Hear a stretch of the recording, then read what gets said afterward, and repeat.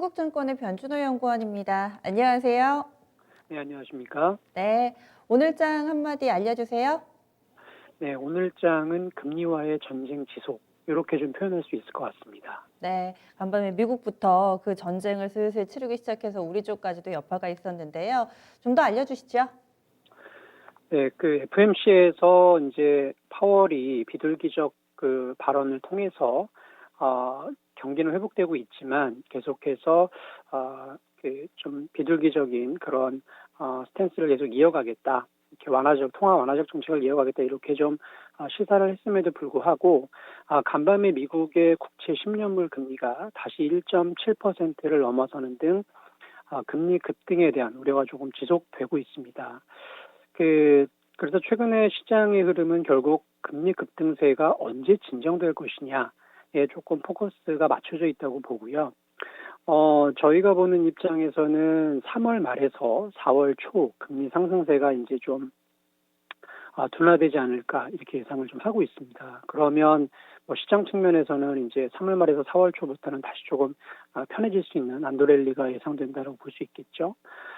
그렇게 보는 배경에는 지금 금리가 오르는 이유가 이제 그 백신이 접종이 되고 경기가 회복될 것이다. 이런 기대감이 기본적으로 반영이 되고 있고요. 또 하나 최근 2, 3월 두 달을 놓고 보면 특히 이제 금리 상승 속도가 굉장히 가파른데요. 그 이유가 4, 5월의 물가 지표가 매우 높게 나올 거라는 두려움 때문입니다. 왜 이런 말씀을 드리냐면은 작년 4, 5월을 기억해 보시면은 그 전 세계가 이제 전면 봉쇄가 있었어요. 그래서 이동 수요가 굉장히 적었고 상품 수요가 굉장히 적었습니다. 그래서 작년 4, 5월의 물가 지표가 워낙 낮았기 때문에 기저 효과로 인해서 올해 다음 달하고 다다음 달에 아마 물가 지표가 굉장히 높게 나올 것입니다. 소비자 물가 상승률이 아마 4% 전후로 나오지 않을까 좀 추정이 되는데요. 이런 어떤 이제 물가 지표가 매우 높게 올라갈 것이라는 두려움 때문에 지금 선행적으로 2, 3월에 금리가 미리 좀 급등을 하고 있다. 이렇게 좀 보시면 될 것 같고요. 다만 이제 6월부터는 기저효과가 사라지기 때문에 아마 물가 상승률도 4, 5월을 피크로 6월부터 자연스럽게 내려가면서 2% 전후로 다시 또 횡보할 것으로 보고 있습니다.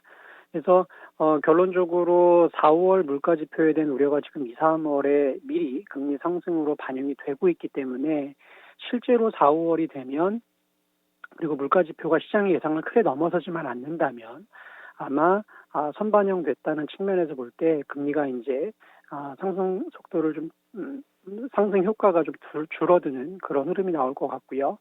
또 하나 최근에 이제 금리 급등이 조금 절정에 있다라고 보는 이유가 이제 상품 가격이 특히 많이 오르면서 금리가 같이 오른 경향도 있었는데 간밤에 유가가 좀 급락을 했습니다. 그래서 전반적으로 상품 가격의 상승 탄력이 조금 둔화되고 있다는 점도 결국은 시차를 두고 금리 상승 속도도 좀 둔화되지 않겠느냐 이렇게 좀 연결해 볼 수 있거든요.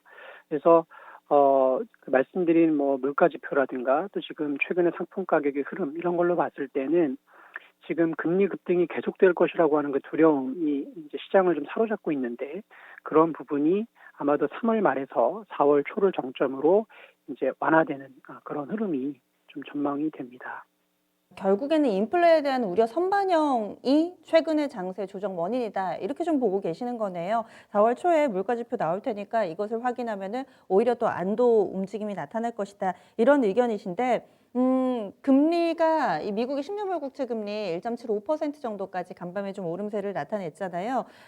일각에서는 이에 대한 내성도 조금 나타나고 있다라는 분석들도 있고, 그리고 또 직접적으로 증시에 영향을 미치지는 않기 때문에 이런 부분에 대해서는 어떻게 좀 봐야 될지, 금리가 파생돼서 이 경제에 여러 가지 영향을 좀 미치고 있어서 이 부분도 좀 짚어주시면 좋을 것 같은데요. 네, 좋은 지적이신데요. 사실은 금리가 오르는 게 주식시장의 악재냐 이렇게 우리가 좀 단순하게 접근해 봤을 때는 꼭 그렇지는 않습니다. 오히려 금융시장의 역사를 보면은 금리가 오르는 구간에 주식이 올랐던 경우가 훨씬 많죠. 이제 경기라고 하는 큰 어떤 지표를 놓고 봤을 때는 결국 경기가 회복된다는 신호로 금리 상승과 주가 상승이 같이 오는 경우가 많았기 때문에 결국 지금의 금리 상승도 경기 회복을 반영하면서 상승하는 흐름이라고 본다면 주식에게 뭐 악재로 계속 작용할 필요 사실은 없습니다. 그리고 말씀하신 대로 이제 내성을 또 가질 수도 있겠고요.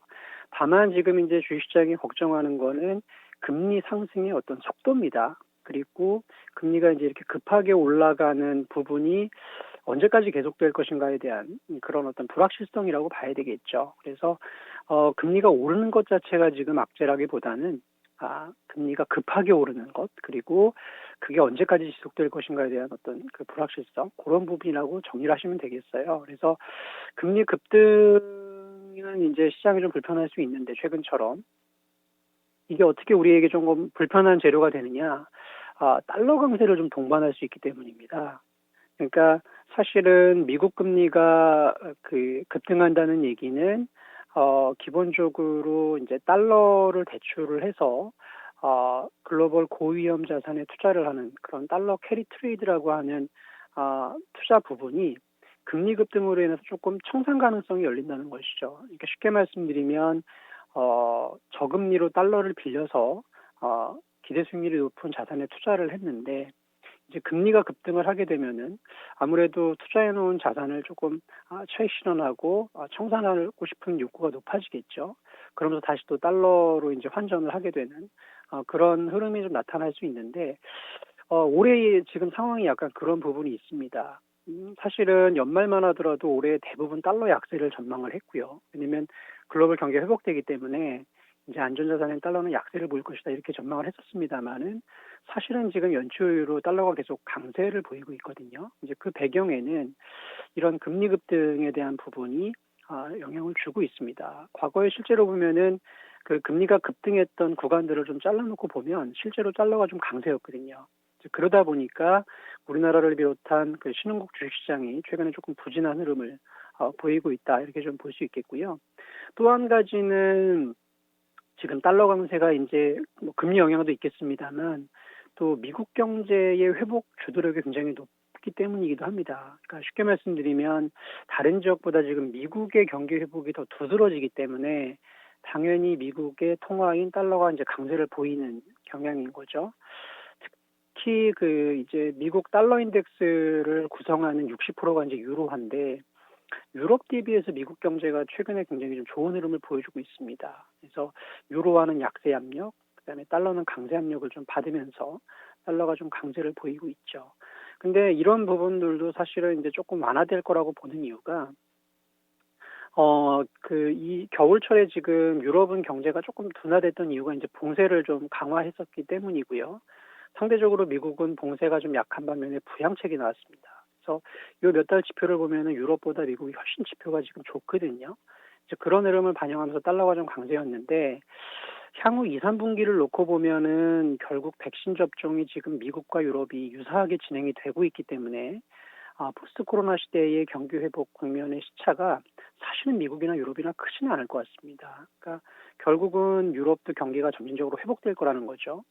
이제 그런 측면에서 보면 요 겨울철 지금 미국 중심의 경기 회복 구도에서 이제 미국과 유럽이 동시에 경기가 회복되는 그런 흐름을 2, 3분기에 좀 예상해 볼 수 있기 때문에, 아마도 달러 강세가 조금 2분기 들어서부터는 이제 좀 그 강세 압력이 조금 진정되면서 완화되는, 이제 달러가 다시 좀 약세로 전환하는 그런 흐름을 보일 거로 예상이 됩니다. 그러면은 달러 약세의 어떤 기댄 신흥국 증시의 기대감, 이런 부분들이 다시 좀 올라올 수 있겠고요. 제가 궁금해서 실제로 좀 분석을 해봤는데, 과거에 올해처럼 이렇게 글로벌 경기가 회복되는 첫 해 달러 인덱스 흐름을 좀 정리해 보면요. 이 봄 수준, 지금 이제 4월 정도죠. 이제 3월 말 4월 초 수준의 달러 인덱스를 놓고 연말을 그려보면은 사실 연말까지 달러가 계속 올라간 사례는 거의 없습니다. 그래서 경기가 회복되는 원년에 달러 인덱스는 하반기로 갈수록 하락하는 경우가 대부분이었다, 이렇게 좀 정리를 해보시면 될 것 같아요. 그래서 결국은 종합적으로 좀 말씀을 드리면 금리 급등 리스크라든가 또 그에 연동된 달러 강세, 이런 부분들이 아마도 2분기부터는 조금 이제 완화되는 그림이 예상이 되기 때문에 주식시장도 조금 지금 이제 좀 박스권에 갇혀 있는 그런 흐름입니다만, 다시 좀 상승 랠리를 재개하지 않을까, 그렇게 전망하고 있습니다. 그래도 당분간은 금리가 제일 중요한 시장의 이 나침판으로 보시는 거죠? 그렇죠. 지금 당장은 미국채 10년물이 핵심 지표라고 일단은 아. 보시면 될 것 같고요. 네. 그 부분이 조금 해결이 된다면 자연스럽게 이제 뭐 달러 문제도 연동돼서 조금 이제 우려가 완화될 수 있는 그런 흐름으로 보고 있죠. 네, 알겠습니다. 주말 즐겁게 보내시고요. 오늘 말씀 고맙습니다. 네, 감사합니다. 네. 첫째도 금리, 둘째도 금리입니다. 미국의 10년물 국채 금리가 또 다시 급등을 하면서 시장을 요동치게 만들었는데 이런 움직임은 지금 당장의 문제가 아니라요. 앞으로 이 물가 상승, 인플레에 대한 우려감이 선반영되고 있다라는 측면에서 시장 보고 있습니다. 그래서 먼저 조정을 받은 만큼 이런 흐름은 오히려 4월 달에 물가 지표 확인하고 나서는 방향성을 잡고 위쪽으로 올라갈 것이다라는 판단입니다. 다음 주도 그러면은 이 미국의 10년물 국채 금리 계속해서 체크하시고 또 들어보셔야 될 것 같아요.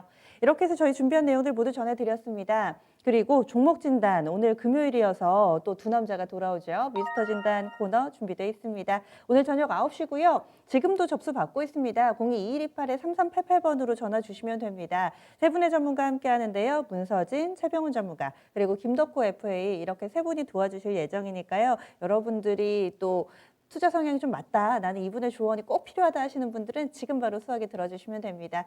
022128-3388번으로 전화 신청해 주시면 됩니다. 지금까지 다양한 투자 판단에 대한 도움 말씀드렸습니다. 종목의 상승과 하락을 보장하지는 않습니다. 그럼 다음 주 월요일에 다시 찾아뵙겠습니다. 고맙습니다.